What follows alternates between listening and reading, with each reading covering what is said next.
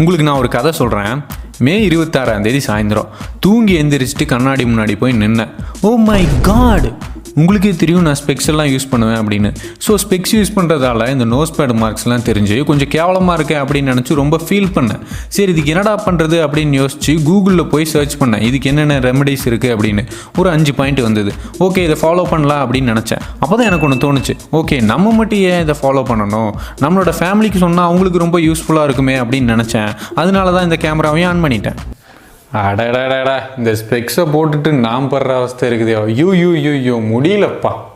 ஐயோ sorry case, நான் பார்க்கவே இல்லை. ஓகே, ஆரம்பிக்கலாம். Let us watch.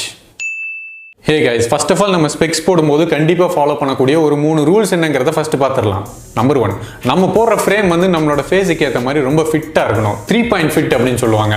அதாவது என்னென்னா, நம்மளோட அந்த 2 ஃப்ரேமுமே இந்த காதுக்கு மேலே இருக்கணும். அண்ட் 3வது பாயிண்ட் வந்து இந்த நோஸ் பிரிட்ஜில் வந்து கான்டாக்டாக இருக்கணும். இதை தவிர நம்மளோட ஃபேஸில் எங்கேயுமே இந்த ஸ்பெக்ஸ் வந்து கான்டாக்ட்லேயே இருக்கக்கூடாது.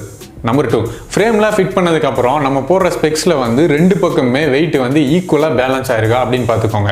ஏன்னா ஒரு பக்கம் மட்டும் வெயிட் அதிகமாக இருந்து இன்னொரு பக்கம் வெயிட் கம்மியாக இருந்ததுன்னா அது உங்களுக்கு ரொம்ப டிஸ்கம்ஃபர்ட்டாக இருக்கும். அண்ட் வெயிட் அதிகமாக இருக்கிற பக்கம் வந்து ரொம்ப அதிக ப்ரெஷர் ஏற்பட்டு உங்களோட இந்த நோஸ் பேட் மார்க் வரைக்கும் அதுவே ஒரு மிகப்பெரிய காரணமாக இருக்கும். ஸோ வெயிட் வந்து 2 பக்கமே ஈவனாக பேலன்ஸ் ஆயிருக்கான்னு செக் பண்ணிக்கோங்க. நம்பர் 3, நம்மளோட ஃபேஸுக்கு ஏற்ற மாதிரி நம்மளோட ஸ்கின்னுக்கு ஏற்ற மாதிரி ஒரு ஃப்ரேம் வாங்கிக்கோங்க. ஏன்னா 2 பக்கமே ஈவனாக வெயிட் வந்து பேலன்ஸாக இருந்தால் மட்டும் வெயிட் அதிகமாக இருக்கிற ஸ்பெக்ஸ் யூஸ் பண்ணுறதை அவாய்ட் பண்ணிடுங்க. ஏன்னா நீங்கள் அப்படி போடும்போது உங்களோட நோஸுக்கு அதுவும் ஒரு ஸ்ட்ரெயின் கொடுக்கும். நோஸ் பேட் மார்க்ஸ்லாம் இருக்கும், அதுவும் ஒரு ரீசனாக இருக்கும். நம்ம எப்பவுமே ஸ்பெக்ஸ் போட்டுக்கிட்டே இருக்கும்போது நோஸ் பேடெல்லாம் கனெக்ட் ஆகிற இந்த இடத்துல பிளட் சர்க்குலேஷன் வந்து எப்பவுமே கொஞ்சம் கம்மியாக தான் போகும். ஸோ அடிக்கடி டெய்லியும் ஒரு 5-20 நிமிஷம் ஸ்பெக்ஸ் எல்லாம் கழட்டி வச்சுக்கிட்டு இந்த இடத்துல கொஞ்சம் மசாஜ் பண்ணுங்க. இப்படி மசாஜ் பண்ணுறது மூலமாக நம்மளோட பிளட் சர்க்குலேஷன் வந்து கொஞ்சம் சீராக போகும். அண்ட் எப்பவுமே நம்ம ஸ்பெக்ஸ் போடுறதையும் கழட்டி வச்சுக்கிட்டு இந்த மாதிரி அடிக்கடி மசாஜ் பண்ணும்போது நமக்கு கொஞ்சம் நேரம் ரிலாக்ஸாக இருக்கும். நம்மளோட ஃபேஸ் அடிக்கடி வாஷ் பண்ணிக்கிட்டே இருக்கணும். ஏன்னா நம்ம ஒரு நாளைக்கு வெளியே போகிறோம், பைக்கில் போகிறோம், நம்ம ஒர்க் பண்ணுற என்விரான்மெண்ட் இதெல்லாமே நம்மளோட ஃபேஸில் டஸ்ட் பார்ட்டிகல்ஸ் வரக்கும் ஒன் ஆஃப் த ரீசனாக இருக்குது. ஸோ ஆயில், மேக்கப், டஸ்ட் இதெல்லாமே நம்மளோட கிளாஸில் அக்யூமுலேட் பண்ணி ஒரு மாதிரி இரிட்டேஷனை நம்மளோட ஃபேஸுக்கு கொடுக்கும். இந்த இரிட்டேஷன் வந்து நம்மளோட நோஸுக்கு ஒரு அன்கம்ஃபர்டபுளான ஃபீலை கொடுக்கும். ஸோ முடிஞ்ச வரைக்கும் அடிக்கடி உங்களோட ஃபேஸை வாஷ் பண்ணிடுங்க. உங்களால் முடிஞ்சால் இதை ட்ரை பண்ணுங்கள். ஒரு எக்ஸ்ட்ரா பேர் ஆஃப் கிளாஸஸ் வாங்கி வச்சுக்கோங்க. எக்ஸ்ட்ரா பேர் ஆஃப் கிளாஸஸ் வாங்கி அதை எக்ஸ்சேஞ்ச் பண்ணி நீங்கள் யூஸ் பண்ணுறது மூலமாக, உங்களோட நோஸ் பேடை சேஞ்ச் பண்ணுறது மூலமாக, அடிக்கடி உங்களோட ஸ்பெக்ஸை நீங்கள் க்ளீன் பண்ணி யூஸ் பண்ணுறது மூலமாக இந்த இடத்துலலாம் ஸ்வெட் ஆகிறத வந்து கம்மி பண்ணிட முடியும் அப்படின்னு சொல்கிறாங்க. அண்ட் நம்ம யூஸ் பண்ணுற நோஸ் பேடு வந்து சிலிக்கான் மெட்டீரியலில் இருந்ததுன்னா நோஸ் பேட் மார்க்ஸ்லாம் வரதை கொஞ்சம் கம்மி பண்ண முடியும்னு சொல்கிறாங்க. நம்மளோட எல்லா பார்ட்ஸையும் நம்ம ரொம்ப கேர் எடுத்து பார்த்துக்கிற மாதிரி நம்மளோட நோஸையும் கண்டிப்பாக கேர் எடுத்து பார்த்துக்கணும். டாக்டரை கன்சல்ட் பண்ணிட்டு உங்களோட ஸ்கின் டைப்புக்கு ஏற்ற மாதிரி ஒரு மாய்ஸ்சரைசர் வாங்கி யூஸ் பண்ணுங்க.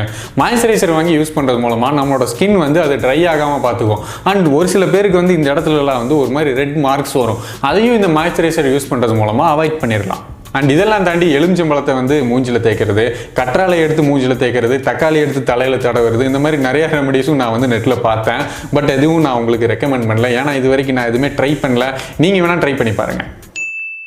ஸோ கைஸ், ஃபைனலாக இந்த வீடியோ உங்களுக்கு ரொம்ப யூஸ்ஃபுல்லாக இருந்ததுன்னா மறக்காமல் லைக் பண்ணிடுங்க. அண்ட் இந்த வீடியோ யார் யாருக்கு யூஸ் ஆகும் நீங்கள் நினைக்கிறீங்களோ மறக்காமல் உங்களுக்கு இந்த வீடியோவை ஷேர் பண்ணுங்கள்.